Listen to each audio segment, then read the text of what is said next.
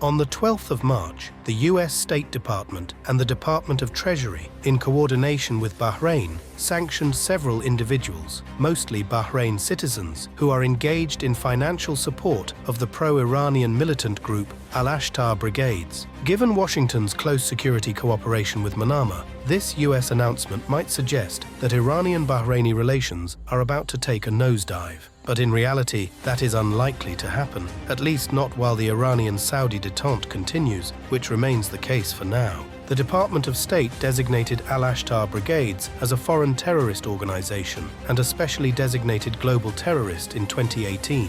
In 2018, the government of Bahrain charged numerous individuals due to terrorism-related activities. A number of these individuals fled Bahrain to evade prison sentences and settled in Iran, which has long supported and continues to serve as a safe haven for terrorist groups. The US has been taking action against Iran-backed groups in the Middle East to reduce Tehran's influence in the region and to isolate its affiliates. Unlike other Gulf states, Bahrain seems to be more vulnerable to the Shia Axis influence stemming from Iran that threatens the kingdom's national security. Given the sizable Shia minority living in the kingdom, many pro-Iranian groups and sympathizers sought Tehran's patronage. Therefore, the official Manama established a deep strategic partnership with Saudi Arabia, the Gulf's leading actor, to quell the Iranian influence and its proxy forces, namely Al-Ashtar Brigades. As such, Tehran apprehends that Bahrain's foreign policy agenda is much dependent on Saudi Arabia and partly on the US, so it abstains from open confrontation or bellicose rhetoric against the kingdom.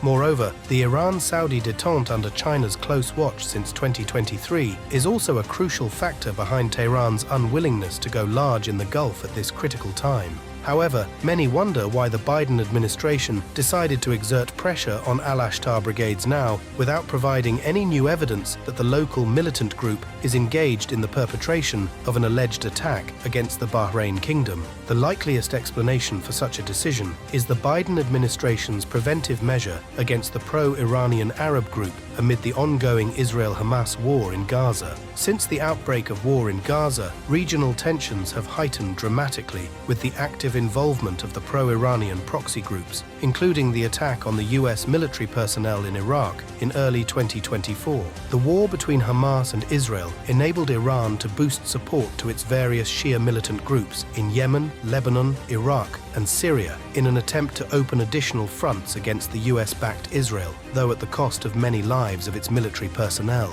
For example, on the 1st of April, Israeli forces attacked the Iranian embassy in Damascus. They reportedly killed Brigadier General Mohammad Reza Zahedi, a senior commander of the elite Quds force, and Brigadier General Mohammad Hadi Haji Rahimi, his deputy. Both officers were the highest-ranking military officials killed in one day after General Qasem Soleimani's assassination in Iraq in 2020. The Israelis appear to be testing the resolve of the Iranians and their allies and signaling that they are serious about increasing pressure on their enemies. The Israelis are looking at the fact that both Iran and Hezbollah have not been pushing as hard as some might expect. Now they will see if Iran and Hezbollah are going to push back. In other words, the US authorities decided to exert pressure on the Al-Ashtar Brigades before they would perpetrate or open another front against Israel in the Middle East region.